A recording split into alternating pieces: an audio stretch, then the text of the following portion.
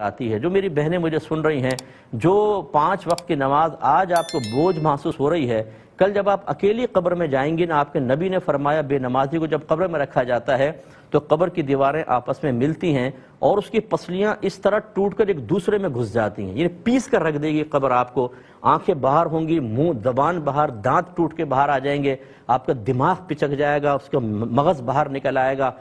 جسم پھٹ جائے گا، آنتیں باہر نکلیں گی، ہڈیاں کڑاک کر کے آواز آئیں گے، تڑ تڑ تڑ کر کے بالکل پیس کے مغلوبہ سا بن جائے گا، لیکن پھر دوبارہ ٹھیک ہو جائیں گی۔ اب ہو سکتا ہے یہ عمل ریپیٹ ہوتا رہے، پھر اس کے علاوہ اللہ تعالیٰ عذاب مسلط فرمائے گا، اس کی بے نمازی کی قبر کو آگ سے بھر دیا جائے گا۔ آج جو جرأت مند بہنیں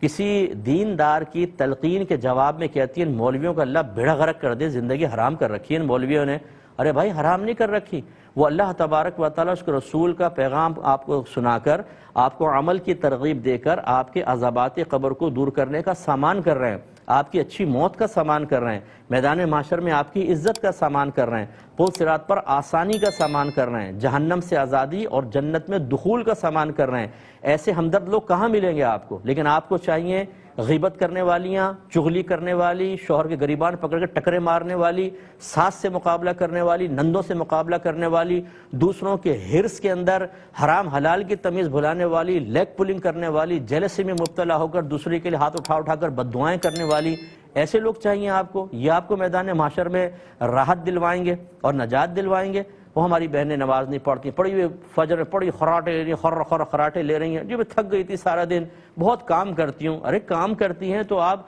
2 گھنٹے بیٹھ کے باتیں کر لیتی ہیں عورتوں کے ساتھ، فلمیں ڈرامے دیکھ لیتی ہیں، آپ کا موڈ ہو تو لمبا آپ سوتی رہتی ہیں۔ 2 وقت کی نماز پڑھنا، یعنی 2 رکعت نماز فجر پڑھنا،